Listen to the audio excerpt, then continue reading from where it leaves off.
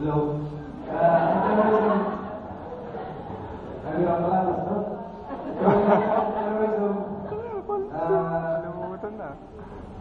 Sa amin as a... Huwag kalimutan, brother. Sa experience namin, during through 1 month or years of experience that we are being exposed sa kalye, we're advised to have a tip. So the word survival actually may meaning yun, may actually survival. So S stands for size up the situation. So may still S is size up the situation na discuss ni Pastor na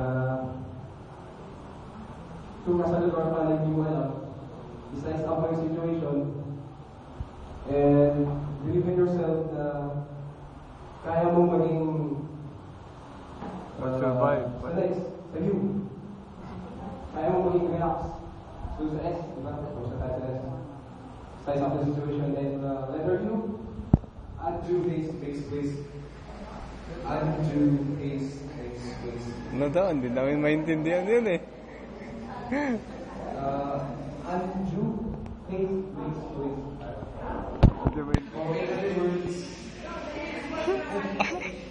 Case po.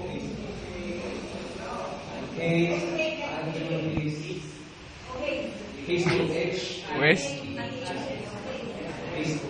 Parang yung nag-crash. Nag-countdown. Diba parang?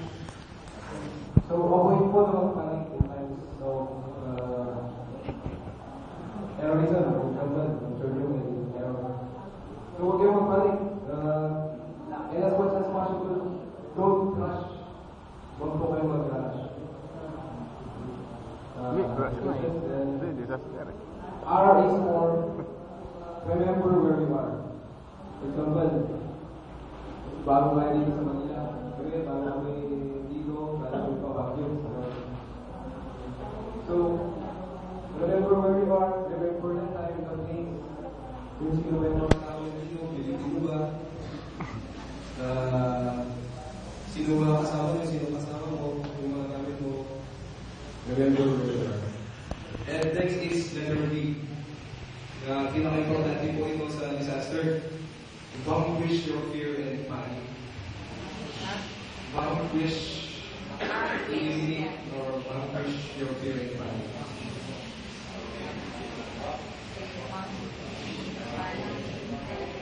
Vanquish your fear. Ibig sabihin ko ito, huwag niyo po ipakita. Kasi sa mga kalaban natin, sa kapiligan na, habang nag-observe kayo, nag-observe sila. Huwag ipakita natin, natatakot kayo. Dapat, as much as possible, relax na. And that is, another letter. Ay, ano ba sabihin? Improvise. Improvise. So, as possible, kung kaya nyo maging bakla, parang, kaya yung character nyo, mag-growth na yun. Ay, military ano kasi ito? Military survival. Hindi na rin ito. Pag-usap kayo. As much as possible, kung kasama ka, always stick together. Huwag kayo mag-separate. Okay. Next na letter ko.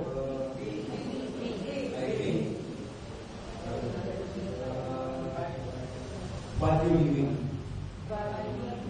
Value living. Value living. Ayun ba? Ayun sa...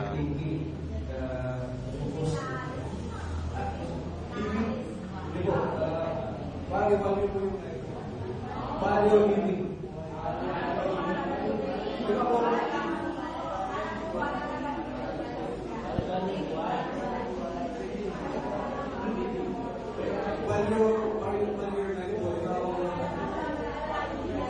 Kasi po, sa disaster, nakakalimutan natin parang ibigan na tayo.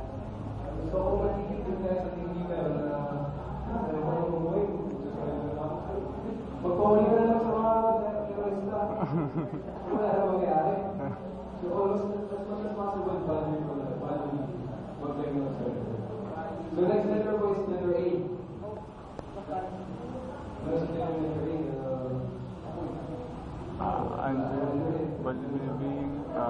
Kalimutan ko na rin eh. Ano yun?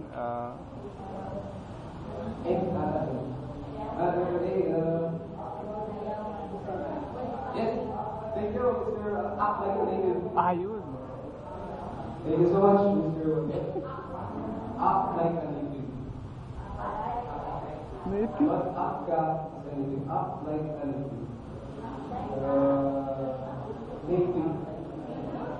Native. Act like a native.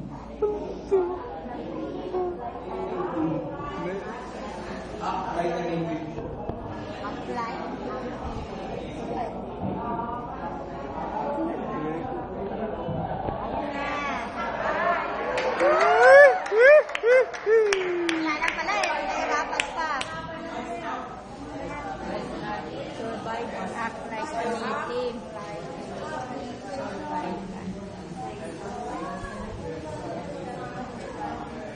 Very good, Mr. Wagya. Sinadya ko namin yun.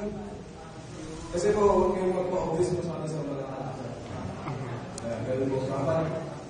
Kung may pattern kayo, pasahin kayo yung pattern nyo, bayan nyo yung hindi. Yes?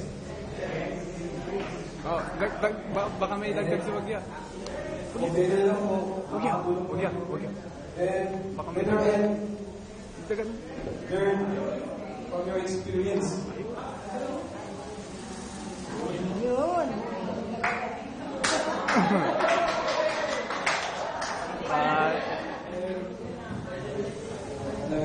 Natin sa video ba yun?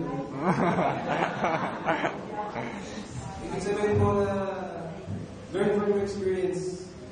Kadalasan po sa atin, advantage po sa atin na dito sa sa islands na may basic skills po kami of survival. So, nakakatulong po yun. So, in times of disaster po, like the terrorism na threat, just remember the survival, what it stands for. And may dalawang determinants po ito. Kung wala po yun, hindi po ito posible. Ang dalawang determinants na po yun is your will to live. Number one, your will to live. And number two, your desire to have a comfortable.